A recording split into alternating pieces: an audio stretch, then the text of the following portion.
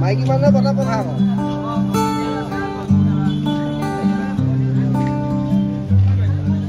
আজি এই বহাগ বিহু উৰুকা বিহুত জাতিলাও কেৰেলা বেঙেনা বজাৰত ভিৰ লাগিছে গ্ৰাহকৰ আৰু সকলোৱে মদে মাংসই ভাতে পানীয়ে এসাঁজ খোৱাৰ তৃপ্তিৰে আজি এই বিহুখন উদযাপন কৰিব লৈছোঁ।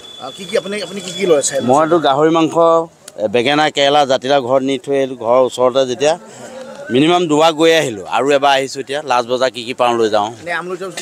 আমলৈটো লেটা গুটি এইবোৰ নি থৈ আহিলোঁ। ঘৰত তিল পিঠা বৰপিঠা আৰু সৰু পিঠা লাও পানী গাহৰি মাংস এইবোৰ সকলো প্ৰস্তুত হৈ আছে।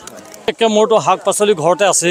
এইখিনি অৰ্গেনিক খোৱাৰ মানুহে আমি ঘৰতে এইখিনি তৈয়াৰ কৰিছোঁ। এইখিনি চব্জি ঘৰতে পায়েই, কিন্তু ইয়াত লাহে লাহে দুৰ্লভ হৈ পৰা এটা বস্তু যিটো আমলৈ পৰুৱা বুলি আমি কওঁ। আমাৰ পৰম্পৰা আছে যে আমলৈ পৰুৱা টোপটো বিহুৰ সময়ত খাব লাগে, আৰু সেই আমলৈ টোপটো বিচাৰি এইখিনি পালোহি।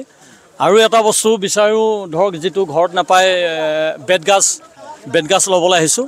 বাকী এইখিনি আৰু অন্যবিলাকতো আছেই ঘৰতে। আৰু এইবিলাক এই গৰু ধোৱা হালধিটো ল'লোঁ, পাণ তামোল এনেকৈ কৰি পেলাই কিবা কিবি এনেকৈ লৈছোঁ আৰু ধনিয়া লৈছোঁ। হয়, বিহু মই প্ৰথমতে আপোনালোকৰ চেনেলৰ যোগেদি আপোনালোক তথা অসমবাসী ৰাইজক সকলোলৈকে শুভেচ্ছা জনাইছোঁ। আৰু আমাৰ বিহু বুলি ক'লে এটা আমি যিমান উলহ মালহেৰে উদযাপন কৰোঁ তাত আমাৰ অকণমান কষ্টও হয়।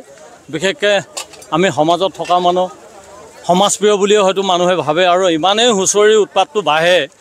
তাৰ লগে লগে হুঁচৰিৰ উৎপাতটোত আমি একো অসুবিধা নাপাওঁ, ভাল পাওঁ, আনন্দ পাওঁ। কিন্তু এই বহাগটো আহিলে এটা উৎপাত হয়, আমি এটা মানসিকভাৱে হাৰাশাস্তি হয় আমাৰ। সেইটো হ'ল ডনেশ্যন। বিভিন্ন জেগাৰ পৰা যিবোৰ জেগাত প্ৰকৃততে বিহু মেলা পাতিছে নাই আমি তাক নাজানোৱেই, কিন্তু সেইবিলাক মানুহো আহি পেলাই ডনেশ্যন বিচাৰি। কিন্তু তথাপিতো আমি অসমীয়া হিচাপে মেলাটো উদযাপন কৰাত আমাৰ কোনো দ্বিমত নাই। কৰক, নিয়াৰিকৈ কৰক, বিহুৰ স্বকীয়তা বজাই ৰাখি তেওঁলোকে মেলা পাতক। গতিকে এইখিনিয়ে ক'ব লাগে।